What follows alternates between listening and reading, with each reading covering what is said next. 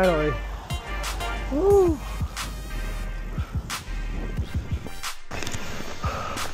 Alright guys, hindi po pwede ang bike, kaya nilako muna siya doon.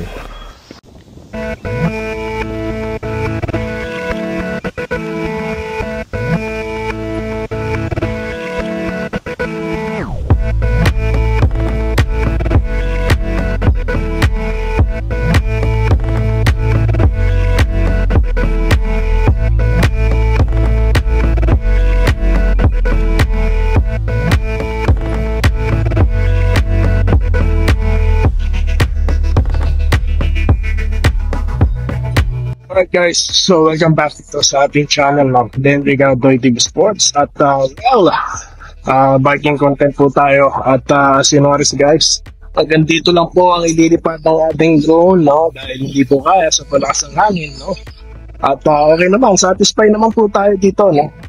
Parang nasa selfie stick lang po yung ating drone, no? Okay, maganda po sana, gusto ko sanang paliparin doon kaso masyado malakas po ang hangin dito.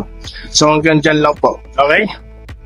So, ngayon guys, Manila yung ating road trip, dapat 35 minutes lang yun, pero di natin kabisado, although may maps, no? Pero hindi, nangangapa rin tayo sa maps, okay? So ngayon, is a perfect time guys na pumunta rito kasi nakita nyo, meron pong parang demonstration. Tatapos nang dumating ako, but they took time now to explain to me kung ano yung event kanina, okay? So napakabait, no? Yung dalawa pong babae. Okay.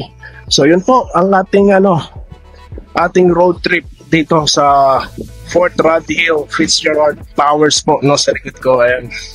At maraming salamat guys sa inyo pong patuloy na panonood dito sa ating channel, no?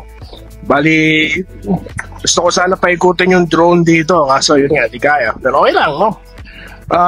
Kukunan ko na lang gamit si Mera. Okay? So yun guys. At muli, maraming salamat at magkita-kita tayo sa mga biking contents na naman. Pasyal tayo dito lamang sa Denrigan Doy TV Sports in Canada. Maraming salamat po guys sa inyong panonood.